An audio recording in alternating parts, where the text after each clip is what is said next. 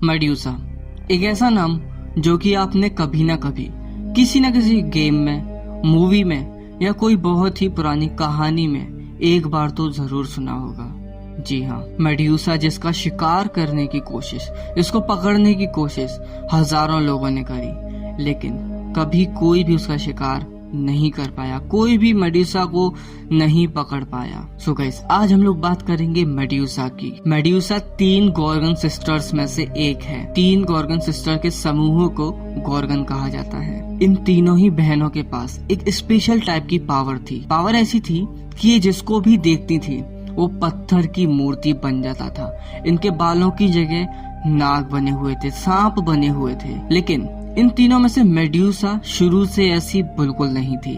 आज हम जानेंगे मेड्यूसा की ही कहानी। जब मेड्यूसा और इसकी ये दोनों बहनें पैदा हुई थी, तो जो बाकी की 2 बहनें थी वो तो बिल्कुल मॉन्स्टर जैसी एकदम खतरनाक भयानक दिखती थी। लेकिन मेड्यूसा बचपन में बहुत ही सुंदर पैदा हुई थी। वो बिल्कुल भी ऐसी नहीं थी अपनी बाकी की 2 गॉर्गन सिस्टर्स जैसी, बिल्कुल भी नहीं थी। मेड्यूसा को ग्रीक समंदर के गॉड की बेटी कहा जाता है। हालांकि मेड्यूसा की कहानी को लेकर 2 तरीके की सोच है। एक जगह कहा जाता है कि ये सच है और दूसरी जगह कहा जाता है कि ये सिर्फ एक कहानी है। जैसे अलादीन और 40 चोर की कहानी, उस तरीके से ये एक ऐसी कहानी है जो कि सच लगती है लेकिन सच है नहीं। लेकिन काफी जगह कहा जाता है कि ये एक्चुअल में सच्चाई थी, ये एक कहानी नहीं, ये एक हकीकत थी। अब आप लोग सोचोगे कि अगर मेड्यूसा शुरू से ऐसी नहीं थी तो आखिर उसको ऐसा किसने बनाया, वो ऐसी कैसे हुई, उसको इतनी भयानक मॉन्स्टर किसने बनाया। मेड्यूसा को मॉन्स्टर बनाने वाली एक ग्रीक गॉड जिसका नाम था एथीना। एथीना गॉडेस ने ही मेड्यूसा को एक श्राप दिया था, जिस श्राप के कारण मेड्यूसा इतनी भयानक मॉन्स्टर बन गई। मेड्यूसा एथीना की बहुत बड़ी भक्त थी। जी हाँ, जो गॉडेस एथीना थी, मेड्यूसा उसकी शुरू से ही बहुत ज्यादा पूजा किया करती थी। उसकी बहुत बड़ी भक्त थी वो, जिससे जो गॉडेस एथीना थी वो भी बहुत ही ज्यादा प्रसन्न थी, बहुत ही ज्यादा खुश थी मेड्यूसा से। मेड्यूसा को गॉडेस एथीना की पूजा करनी थी हमेशा के लिए। उसने ठान लिया था कि अब उसे हमेशा गॉडेस एथीना की पूजा ही करनी है अपनी पूरी जिंदगी। इसके लिए जो गॉडेस एथीना थी, उसने मेड्यूसा के सामने एक शर्त रखी कि तुम्हें प्रीस्ट बनना होगा, प्रीस्ट बनना होगा और कभी भी शादी नहीं करनी, तभी तुम इस मंदिर में रह सकती हो।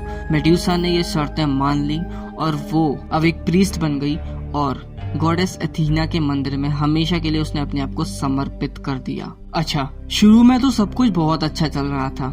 एथीना भी अपनी भक्त मेड्यूसा से बहुत ही ज्यादा खुश थी कि वो इतनी अच्छी तरीके से उसकी पूजा पाठ करती है और उसके लिए वो पूरी तरीके से समर्पित है। लेकिन धीरे धीरे जब टाइम बीता तो जो मेड्यूसा थी ना, क्योंकि वो शुरू से बहुत ही ज्यादा सुंदर थी, तो उसकी सुंदरता के चर्चे दुनिया के कोने कोने तक पहुंचने लगे। काफी सारे लोगों को पता चला कि एक लड़की है मेड्यूसा जो कि एथीना के मंदिर में काम करती है, जो कि मंदिर में रहती है, वो बहुत ही ज्यादा सुंदर है। और लोग यही देखने के लिए, यानी मेड्यूसा को देखने के लिए एथीना के मंदिर में आने लगे। मतलब लोग वहाँ पे एथीना की पूजा करने के लिए नहीं आते थे, गॉडेस एथीना, वो मेड्यूसा को देखने के लिए आते थे। और इस चीज के बारे में जब खुद गॉडेस एथीना को महसूस हुआ, पता चला, तो कहीं ना कहीं अंदर ही अंदर वो मेड्यूसा से जलने लगी।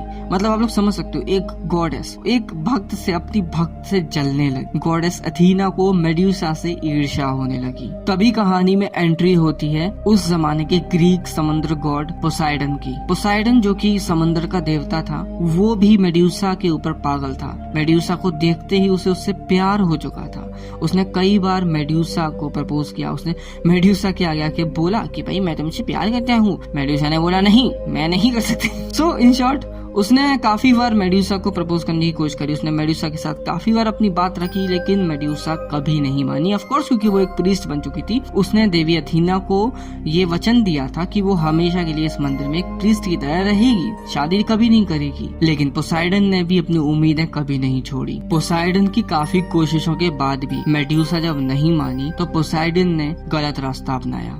जी हाँ, अब पोसाइडन ने ठान लिया था कि वो मेड्यूसा से शादी करके रहेगा, वो मेड्यूसा को अपने साथ ले जाके रहेगा। पोसाइडन मेड्यूसा के पीछे भागने लगा और अब मेड्यूसा को समझ में आ गया था कि ये कुछ भी कर सकता है। इसलिए वो भाग के सीधे गॉडेस एथीना के मंदिर में जाती है और अपने आप को गॉडेस एथीना के पीछे छुपा लेती है पोसाइडन से बचने के लिए। लेकिन यहाँ पर एक सबसे ज्यादा खराब और सबसे ज्यादा शॉकिंग बात ये पता चली, सबसे ज्यादा चौंका देने वाली बात, कि जो गॉडेस अथीना थी वो खुद अब मेड्यूसा से इतनी ज्यादा जल चुकी थी, इतनी ज्यादा चिढ़ चुकी थी कि वो मेड्यूसा को सेफ नहीं करना चाहती थी, वो मेड्यूसा को नहीं बचाना चाहती थी पोसाइडन से। और उसने अपनी आंखों के सामने मेड्यूसा को पोसाइडन को सौंप दिया। जी हाँ, मेड्यूसा खुद ही यकीन नहीं कर पाई कि आखिर गॉडेस अथीना ने ऐसा क्यों किया। गॉडेस अथीना मेड्यूसा से इतनी ज्यादा जल चुकी थी, इतनी ज्यादा अंदर से चिढ़ चुकी थी कि वो इस हद तक गिर चुकी। खैर, मेड्यूसा बहुत रो रही थी, मेड्यूसा बहुत दुखी एक कोने में बैठी थी, लेकिन फिर वो गॉडेस अथीना के पास आई उससे मदद मांगने के लिए। लेकिन इतना काफी नहीं था जो अब तक गॉडेस अथीना ने करा, अभी तो और भी बुरा मेड्यूसा के साथ होने वाला था। जी हाँ, पहले तो खुद गॉडेस अथीना ने पोसाइडन को मौका दिया कि वो मेड्यूसा के साथ कुछ गलत करे, और जब वो गलत उसके साथ हो गया, अब इतना बुरा होना मेड्यूसा के साथ काफी नहीं था।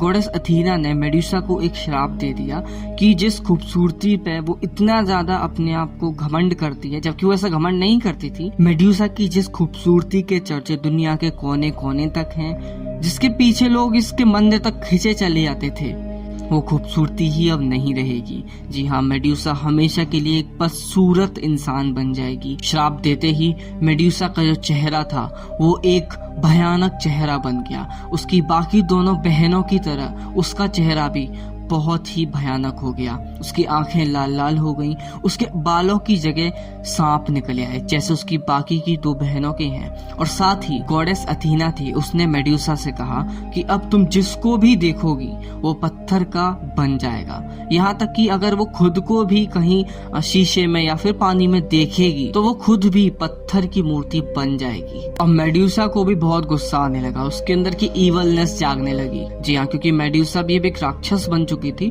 तो उसके अंदर भी इवलनेस आई, और उसने ठान लिया था कि वो सारे ग्रीक गॉड को श्राप देगी। उसने एक एक करके सारे ग्रीक गॉड को पत्थर बनाना शुरू किया। जो भी उसके सामने आता था वो उसे पत्थर बना देती थी, और वो अब एक ऐसे महल में रहने लगी जहाँ पर कोई और नहीं था, सिर्फ वो अकेले रहती थी। हालांकि वो खुद से डरती भी थी क्योंकि कहीं वो खुद को अगर देख लेगी तो वो खुद भी पत्थर बन जाएगी, लेकिन वो चाहती थी कि वो एक एक करके सारे ग्रीक गॉड को पत्थर बना दे, अपना बदला ले ले उन सब से। अब शहर में एक नई तरीके की बात फैलने लगी। जैसे कि आपको पता ही होगा कि पहले तो मेड्यूसा इतनी ज्यादा सुंदर थी, उस चीज के चर्चे दुनिया में कोने कोने तक थे, लेकिन अब इस चीज के चर्चे हैं कि वहां पर एक राक्षस रहता है जो कि मतलब मेड्यूसा ही है, वो एक ऐसी राक्षस बन चुकी है, और उसका सर काट के जो लाएगा उसको बहुत बड़ा इनाम मिलेगा। मतलब जिस मेड्यूसा के लिए लोग इतना ज्यादा तड़पते थे उसे देखने के लिए, उसे एक बार देखने के लिए, अब उसका सिर काट के लाने के लिए लोगों को इनाम मिल रहा है। वाह। अब काफी सारे लोगों ने मेड्यूसा का सर काट के लाने की कोशिश करी, उसको हंट करने की कोशिश करी, लेकिन सारे लोग असफल रहे, सब पत्थर बन गए, कोई भी वापस लौट के नहीं जा सका। जितने लोगों ने भी ये कोशिशें करी कोई भी कामयाब नहीं हुआ। ग्रीक गॉड ने अब ठान लिया था कि उनको मेड्यूसा का सिर किसी भी हालत में चाहिए, क्योंकि अगर मेड्यूसा को मारा नहीं गया, उसका सिर नहीं काटा गया, तो वो सारे ग्रीक गॉड को खत्म कर देगी, सबको पत्थर बना देगी। इस काम के लिए ग्रीक गॉड ने चुना परस्यूस को ग्रीक गॉड ने चुना मेड्यूसा को पकड़ने के लिए, मेड्यूसा का सिर काटने के लिए। परस्यूस को ग्रीक गॉड ने स्पेशल पावर्स दी, जैसे कि उसे एक ऐसा हेलमेट भी दिया जिसको पहनकर वो अदृश्य हो जाएगा, मतलब इनविजिबल हो जाएगा, और उसको कोई देख नहीं पाएगा, यहाँ तक कि मेड्यूसा भी नहीं देख पाएगी। इस तरीके से उसको काफी सारी ऐसी चीजें दी जिससे वो ओवर पावर हो जाए, और फिर वो जाता है मेड्यूसा का शिकार कर। लगभग सारे ग्रीक गॉड ने जो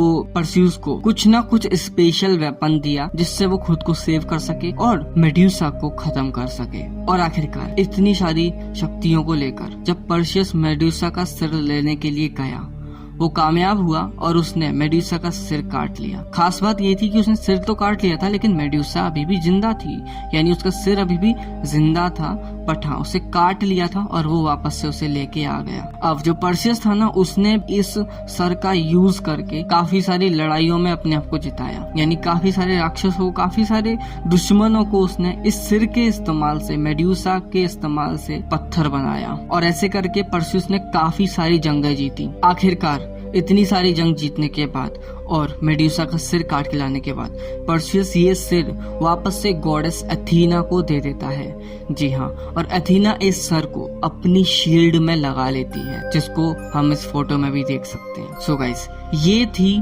मेड्यूसा की पूरी कहानी। अब आप लोग कमेंट करके बताओ कि आपको मेड्यूसा की कहानी में कितनी सच्चाई नजर आती है। क्या आपको लगता है कि ये कहानी सच में कभी रही होगी या फिर ये सिर्फ एक कहानी है। एक और बात कही जाती है कि समंदर में जो रेड कोरल है वो एक्चुअली मेड्यूसा का ही खून है। जब परस्यू मेड्यूसा का सिर लेके जा रहा था ना और बीच बीच में लड़ाइयां कर रहा था, तो वो कई जगह पे रुका भी था। तो वहीं पर जो मेड्यूसा का खून जब जमीन पे गिरा तो वही समंदर में कोरल के रूप में हमें आज देखने को मिलता है। रेड कोरल आप सर्च करोगे तो उसे कहा जाता है कि वो मेड्यूसा का खून है। आपको इसमें कितनी सच्चाई लगती है मुझे कमेंट में जरूर बताना। तब तक के लिए बाय, एंड कमेंट करके बताना कि अगली स्टोरी आपको किसकी चाहिए। Thanks for watching, bye, please subscribe.